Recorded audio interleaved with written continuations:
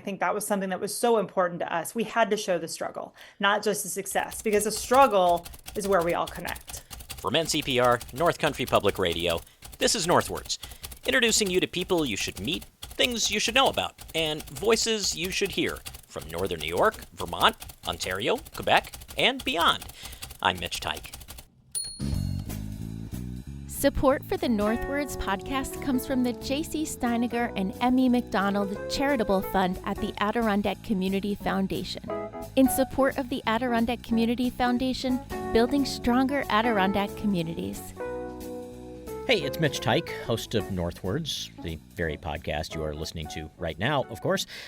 My producer and conversation partner for this part of the show, Ethan Shanty, he remains selfishly on vacation this week, so you get to listen to me on my own for a minute or two before we get to today's episode of the program. Okay, so here goes. I have my brackets. 8 of them, yes, I think, filled out for March Madness, including one where I push the button that says pick random teams. March Madness, of course, the NCAA men's basketball tournament. I usually do at least one bracket for the women's tournament as well. But the person here at NCPR who runs that bracket either is not running it this year or she is running it and didn't tell me because she was afraid I would win again. That would have meant that I actually have won in the past. Anyway, I don't have a women's bracket filled out, so I'll just have to watch the women's games and enjoy them without any pressure for how they're doing for my bracket. That's what I guess watching the men's games will do. I can also enjoy the play-by-play, which for some of the games on the women's tournament will have a North Country feel because sports commentator Jenn Hildreth will be behind the microphone. She is a graduate of Norwood-Norfolk High School before she moved on to Atlanta, and her credentials also include soccer, baseball, even the Olympics. But for the last couple of decades, she has also been a mom, balancing the demands of a job that requires a lot of travel with the very real desire to be there for her kids. Hildreth saw that issue a lot in the world around her, and it led her to look to other women in the sports landscape for advice, for mentorship, and even more recently, for the stories that fill a recent book. The book is called Tough as a Mother, Women in Sports, Working Moms, and the Shared Traits That Empower Us All. Hildreth and co-author Amy Leone asked the prominent women in the book, such as soccer player Allie Wagner, softball player Jessica Mendoza, sportscaster Hannah Storm. She asked them about the lessons they learned, what went right, and what went wrong in their lives in sports and as moms. Fortunately, dads are allowed to read the book as well, and so that's what I did and caught up with her last year just before she returned to the North Country for her high school reunion. Thank you for taking the time. I'm so excited to be here. Thanks for having me on. So I feel like we need to get the awkward part of this out of the way first. Obviously, you have written a book about tough mothers, and I am, and maybe this is the best way to put it, a mild dad. You didn't write this book for me, but for the dads who might pick up the book off their partner's nightstand, what would you hope, and really just anybody, what would you hope people understand about the whole idea for this book? Yeah, well, Mitch, I'm so glad that you actually were able to pick it up and read some of it because, yes, while this book is obviously tailored to all the moms out there, I think it does provide a really valuable perspective and insight into what is going on in that crazy mind of ours as we are trying to balance all of the things that come along with being a working mom. And even though this book is for all mothers, I would say it does specifically focus on working motherhood. So trying to do that juggle, that dance between career and family and being there for everyone all the time. And I think just sometimes the partners getting an opportunity to get inside our heads and maybe hear it from someone who isn't your own partner can be really validating, both for them and for you. I mean, hopefully you felt that a little bit, but our whole idea was just we wanted to encourage, empower, support all women that if this was a path they wanted to take, if they want to work and have a family, they can do that. Well, and putting, judgment about this aside, or maybe we could be judgmental about it, but forgetting about my gender for a minute, the thing that hit me as I read this is that even in 2025, the things that these pretty amazing women you interview, the things that they're doing as moms, society kind of looks at a dad who might do some of those things and says, "Oh, isn't that sweet?" Like it's a bonus thing they're doing. Do you think is there still an expectation out there that mothers will find a way to do like everything? I think there is. I think you're right. And I think that that is certainly everyone is not like that. My husband has been a really hands-on dad from day one. He has never been babysitting our children. He watches our children as one of the parents, and I could never have done what I've done in my career without him because I travel all the time. I'm on the road. I mean, he's been hands-on from the very beginning. And I do think you're right, though. There is that sense of it's expected still of the female partner of the mom to have both of those duties where it is looked upon as a bonus for the dad, but certainly that is not always the case. And I know lots of relationships are not that way. And in fact, Jessica Mendoza, who is a broadcaster now for ESPN, but played professional softball and for the Olympics, talks about her husband and what a wonderful stay-at-home dad he is, and the stigma that he actually had to endure as a stay-at-home dad. When people would ask him what he did, and he said, they would say, "Oh, no, but really, what do you do?" But he loves being a stay-at-home dad. So I think one of the other messages of our book is really, honestly, to each their own. There is no one right path of how to manage all of this. Our hope is to show a bunch of different paths through this lens of women in sports and their experience, and hope that anybody picking up the book can see themselves in there or could find a little bit of inspiration somewhere amongst those stories. Was there something about right now in your life or in the world around you that makes this an important time for this book? I think we're seeing more and more women being visible about the struggle. And I think that's important because what you don't want to focus on is you see these great success comeback stories. If you look at the world of sports, right, you see a lot more women coming back to play after having children. That was something heretofore that was not really considered possible. A lot of the athletes themselves would tell you that they just couldn't see a way forward. A lot of women in high business roles, same thing. Kathy Engelbert, WNBA commissioner, was just quoted talking about how she felt she had to leave her high profile job when she had a child because she didn't think she could do both. So I think there is real value in sharing that is hard. It's a struggle. We need better support institutionally with childcare and other maternal protections, both before having the child and after. That's something that our country as a whole, I think, is turning their minds to somewhat and hopefully making some strides forward in. But I think also showing that we all struggle. It's all hard. Even these stories that look like success stories, they are still asking themselves the questions that every other mom does. Can I do this? Can I actually be good at this? Can I be a great mom and be great at what I do?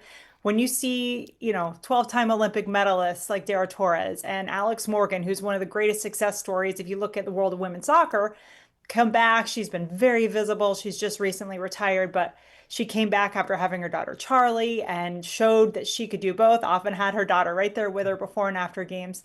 But I think she also showed it's not easy. And she opens up a little more about that in the book. And I think that was something that was so important to us. We had to show the struggle, not just the success, because the struggle is where we all connect. Right. I think it was Andrea Brimmer, who it's a name maybe most people won't know, but she talked about, I think it was embracing the slop, right? Yes. Such a great term. Yeah. Andrea Brimmer is the CMO of Ally Financial. And if you're not familiar with Ally, if you watch women's sports, you've probably heard of them because they have leaned in heavily and made this commitment to investing equally in women's sports as much as they do on men's sports. And when they did that, that was unheard of. That was several years ago now that they've made that commitment and they've stuck by it. And Andrea is herself just such an amazing example. And the story she tells, that was one that actually made my jaw drop to the floor with what she had to endure with a boss back when she was first having children. I'll let you read the book for that one. But yeah, she talks about embracing the slob. The perfection is the imperfection. That's another great quote from one of our other moms, Licia Montano. But embrace the fact that it ain't always going to be Instagram pretty. It shouldn't always be Instagram pretty. It's ugly. It's messy. It's hard. We're figuring things out. And that's life. It's motherhood. That's okay. Well, and it was, I think it was Jamie Erdahl who actually took to Instagram to explain just how unpretty it was, right? Yeah, she talked about how scared she was when her daughter was born, I think had the cord wrapped around her neck. And she shared all of her, struggles in that very intimate moment and said she made that decision because she wanted to show other people that yes, this happens. Yes, it's scary, but yes, we can get through it. And that was just a small snapshot. That could happen to anyone. And I had a good friend who read the book, one of my high school friends who I'm going to see soon at my 30-year high school reunion. Good Lord, that's coming up. But she said, that spoke to me so much because I had that same situation with my child. And that fear that just grips your heart in a moment like that continues a lot into motherhood. Not just those scary moments when they're born, but the scary moments of, can I can I overcome this mom guilt that leaving my baby? Can I do all of this that I want to do with my life and still be a good mom? That same kind of fear exists throughout many of those moments. And we just wanted to try to help people through those dark moments a little bit. Okay, so you mentioned your 30-year high school reunion. We don't have to go into that, but you are an alum of Norwood-Norfolk, Yes, go fly. and how do you think growing up in a place like Norwood shaped your own approach to motherhood? It is really the kind of place where, like, you could grow up figuring that you can do it all because there just aren't that many people around. Yeah, well, I think a couple of things, but the biggest would be my own mom, Sandra Hildreth, who is a local artist that maybe many of your listeners have heard of. She lives in Saranac Lake and taught high school art for 30 years in Madrid. And my dad obviously is a art professor at SUNY Potsdam, Joe Hildreth. And so there's a lot of learning that I took just from their parenting. And they taught me I could do anything I wanted to do. Truly, they gave me that belief as a young kid. And anybody who knows me probably knows I was a bit full of it for a while because I believed that. I was like, yeah, I can do whatever I want. And but I think the beauty of growing up in a small town was I got to explore all these different sports. I love sports. I'm really competitive. So I got to just go play everything and do everything. It wasn't this, okay, you're going to play club, soccer all year round and get burned out. I would never survive if I'd grown up where I live now in Atlanta. There's no way. But I loved what I got to do, which was a little bit of everything. And just this belief that you can be whatever you want to be, no matter where you come from. Norwood is a little small, tiny town that most people have never heard of, but people there work hard and they're good people. And I'm so proud to be from there. And I'm even more proud of being the daughter of my parents because I just think that they gave me the foundation I needed to believe in myself. How did that experience shape? Because I guess your oldest is 18 now. Is that right? Yeah. Yeah. Yeah. So how did that experience growing up in Norwood with the parents and the grandparents that you have? How did it shape the mom you became? Well, I think I tried all my life to be as half a good a mom as my mom was to me, although I always knew I was going to do it in a slightly different way. My mom worked as a teacher, but she was always there for everything. She didn't have to travel on weekends like I do working in sports broadcasting. So I was always going to carve out a part of my life for myself. I guess I intrinsically felt that, and I think that's a little bit different than what she did. But I also wanted to make sure that my children have felt that I am there for them, however they need me to be, even if I am not physically there as often as we would both like it to be. I take my mom as this example of someone who just loved me and gave me that unconditional love. And that, if anything, I could give to my kids, I hope it's that. And I know they feel that. And I'm so proud of both of them. Yes, 18 heading off to college, my oldest Ashley, and then my youngest Madison is 14. So I also wanted them to see what a working mom looked like, that they could then have that belief that they can do whatever they want to do. And I'm trying to show them that by some of the sacrifices that I've made along the way. Yes, I can't be at as many of their events or concerts sometimes as I would like to be, but if there's a way to get there, I will get there. My mom flew down from upstate New York and came with me to watch my younger daughter Madison in a play this spring. And then we did the 5.5 hour drive to Raleigh, North Carolina to do an NCAA women's basketball game, drove back the next day so that we could do both. And I would never have been able to do that without having somebody else with me. So there's my mom still being the wonderful, supportive mom she's always been. And I just hope I can give my kids the same thing. Sacrifice seems to be a recurring theme, actually, with just about, the book is divided into the 9 sections that it is, which I think you or your co-author notes that, it could also be the 9 months of pregnancy. Right. But it feels like everything you mentioned, whether it's sacrifice or resilience or vulnerability or moxie or whatever, you can find each of these things in each of the people that you talk with. Yeah, and we call those our tough mother tenets. And the idea is that we really want readers to be able to see those qualities within themselves. And yes, it was hard to figure out who exactly fit where as we were doing all these interviews over the course of a couple of years and trying to figure out how we wanted to lay out the book and make it work and make it make sense. We wanted to make it easily digestible because moms don't have a ton of time sometimes to just sit down and lose themselves in a book. You can pick it up, read a little bit here, put it down. So that was how we came up with the division of the chapters and the parts in the book. But I think the sacrifice one is interesting because the other question that gets asked a lot and that we talk about a lot with our women in the book is, can you have it all?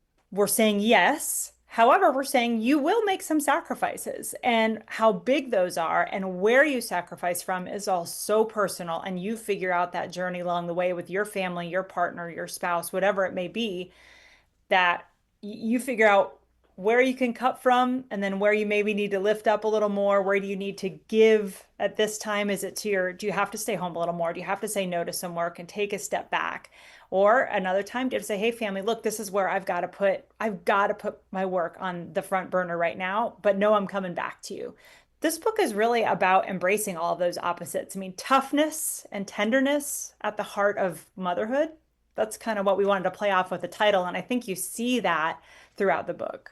Well, motherhood and parenthood, really, I mean, they're a long game. I mean, you're not just talking about parenthood as being from, when your child is 0 to 2. Yeah, that's a very trying time for sure. But well, yeah. I'm still scarred from some of those, no. But I think it was Angela Hucles Mangano, and Angela played for the U.S. national team as a soccer player, did broadcasting with me for many years, and now is general manager of the Houston Dash and the NWSL. And she talked about her mom and how there's a wonderful story in there with her mom who just leaned into her one point and said, honey, motherhood is for life. You think you've gotten through this part where your son's hair caught on fire trying to blow out a cupcake. No, no, no. This is just the beginning. Hang in there because it's going to continue on through all these different stages. And you just have to, keep believing in yourself and being there for them, trying your best. That sounds so cliche, but I still think it's true. All right, so I asked an awkward question to start, and I think this one qualifies as maybe even more awkward. Oh, boy. Okay. Well, maybe not awkward, but I feel weird even asking it, being the guy that I am. But the thing that comes up a lot in this book that I think if you are a dad or somebody who has been away from the early stages of motherhood for a long time might be overlooked. Breastfeeding is a huge, huge issue, and I think people might not appreciate just what a huge issue it is for the people in this book and people who live lives like them. Yeah, I wondered if that's where you were headed with that feeling of awkwardness. I get it totally. But what's interesting is when I first had the idea to write this book, it was going to be focused on breastfeeding, specifically on women in sports and breastfeeding. It's going to be called Milk on the Move, right? Milk on the Move. That's right. I wrote about it in there somewhere. Because there are just so many. Humility is another one of our tenets. And God, there's plenty of humility-inducing moments, mortifying moments when you're trying to continue breastfeeding your child and travel. And there are so many more wonderful support systems out there now. Mamava, who has all those pods that you see in airports and things like that, sports stadiums, places for women to go in and pump. But those are new to the game, new-ish within the last probably 15 years, I would say. And, there's ways to ship your breast milk now. Milk Stork, we interviewed two of the women who helped create both of those wonderful companies in the book. But I think part of me was just like, someone needs to know all this crap that I am going through to do this, because you just don't realize, okay, I'm going to my job as a sports broadcaster. I'm going to do this college football game. And yet I'm trying to figure out where in the airport I can find a bathroom with an outlet. And sometimes I can't go in the stall. I just have to sit in the middle of the airport bathroom. And I talk about this in that chapter on humility. And I said, look, this is where I first said, I got to write about this. Something good has to come of this, because people need to know we're crouching under sinks and going in football coaches' offices. And sometimes women like Katie Witham pumping while in a meeting with coaches, which is just, that blows my mind because there's now pumps that go inside your bra. It's crazy. There's all kinds of new advancements in the breastfeeding world. But I think it's that, again, it's that sharing of the struggle, and you feel so crazy and alone and stressed out while you're doing it, that if you can just tell other people about it and laugh about it a little bit, it makes it a little bit easier to endure. And maybe it does open the eyes of others who aren't having to hook up to that pump and know exactly what that feels like physically and mentally, emotionally, all of it. Do you think I guess I'd have to ask all the people you interviewed in this book, but in your impressions from talking with them, was this a cathartic experience to be able to talk about these things for them? Yes, very much so. I think that, and that's where we started to really feel like we were on to something, because if it was that cathartic for these women to talk to us about it, that's exactly what we hoped it could be for women and men reading it as well, who might be struggling or questioning themselves or wondering if they could do it. And I truly do believe that being able to share with others, you feel more supported, even if they're not physically in a group around you, but just to know, you're not alone. You're not the only one going through the things that you're struggling with, but to have that vocalized and put in front of you and you feel connected to that, I think there's a real power in that. And we did sense that. We had such wonderful conversations with these women. I mean, this has been a passion project that I know my co-author Amy and I have just both loved doing, loved being a part of. And it was a dream of both of ours to be able to write a book like this. And I think we were each other's missing piece as we came together to figure out how to make it happen. And now our goal really is just continuing to share it, because we've gotten wonderful feedback, not only from the women in the book, but some who have read it and reached out to us and said, I felt like this book was written for me. I'm a new mom. I'm struggling. I didn't think I could do it. And this book really helped me through. Oh my gosh, that is what it's all about. Well, Jenn Hildreth, congratulations on putting together a really amazing book. Thank you so much. Oh, thank you so much. I really appreciate getting a chance to chat about it.